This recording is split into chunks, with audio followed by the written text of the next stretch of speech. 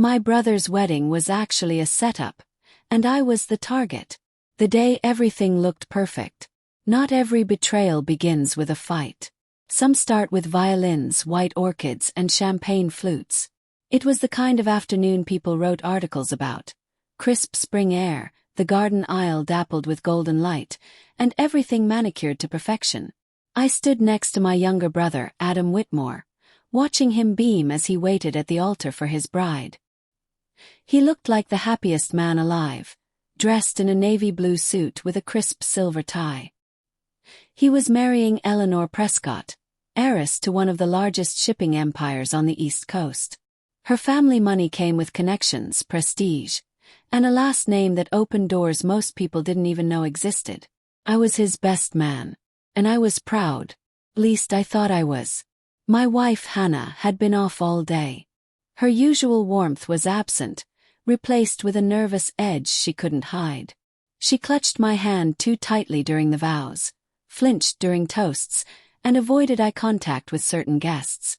I chalked it up to her long-standing tension with Eleanor. There had always been friction between them. But just as the band began to play for the first dance, Hannah leaned close, her voice low and urgent. "We have to leave. Now." "What?" I whispered. "They're about to cut the cake." "I'll explain in the car," she replied. Her voice was tight, serious.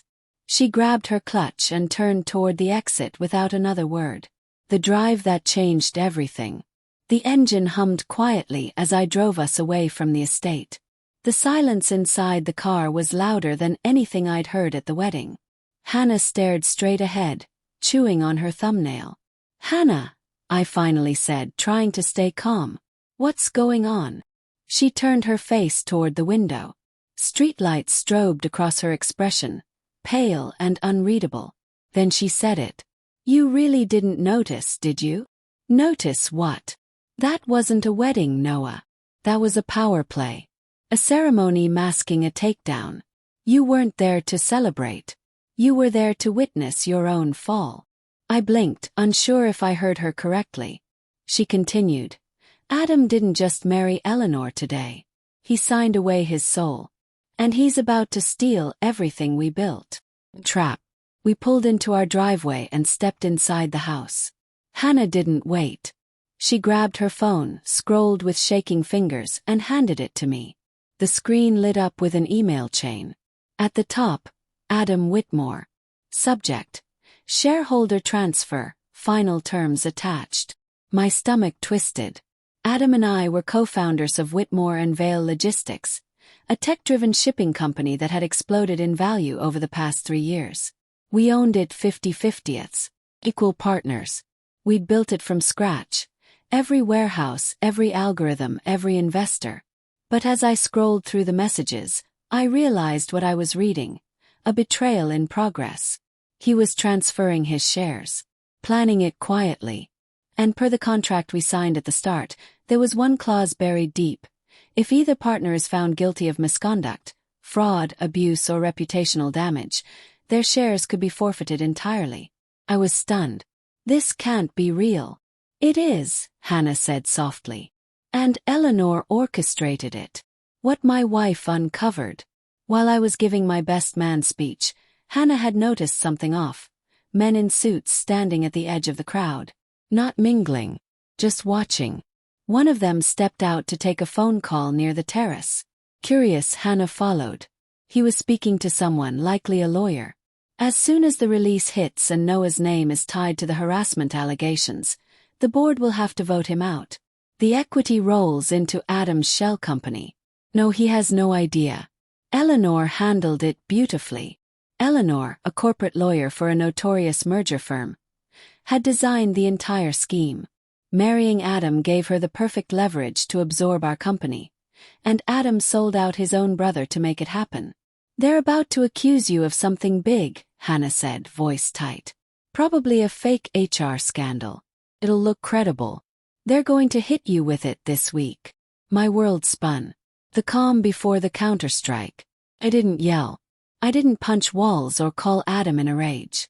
Instead, I brewed coffee, sat at the kitchen table, opened my laptop, If they thought I'd go down without a fight, they didn't know me at all. I had quietly layered the company's digital infrastructure for years. Dual admin rights, encrypted backups, access logs only I knew about. And I still had the kill switch. They were sloppy. Vanessa's firm had already begun porting company code to an off-site server, probably prepping to replicate our systems under a new name. So I traced the breaches, compiled the logs, downloaded proof of every unauthorized access, every contract manipulation, every violation. Then I opened the folder labeled Contingency.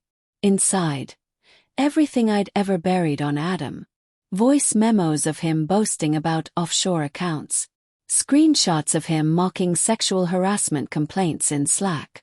Footage of him brokering backdoor supplier deals for personal kickbacks. It had all been too minor to act on before. Now it was my arsenal. The day the mask cracked. By dawn, Hannah was already coordinating anonymous tips to journalists. Called my lawyer. Scheduled an emergency board meeting for 9 a.m. and added one special guest to the invite list. Special Agent Marcus Devlin, Federal Financial Crimes Unit. At exactly 8:58 a.m., I walked into our downtown office. Adam was already seated, confident. Eleanor was beside him, cool and composed. "Noah," he said smoothly, "let's be reasonable."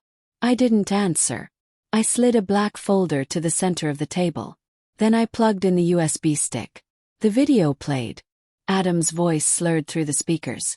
Noah doesn't even know I rerouted the entire Q2 budget. He's basically a puppet at this point. Then Eleanor's voice recorded at her wedding. Once the fake abuse post goes live, he's finished. He won't survive this. Silence fell.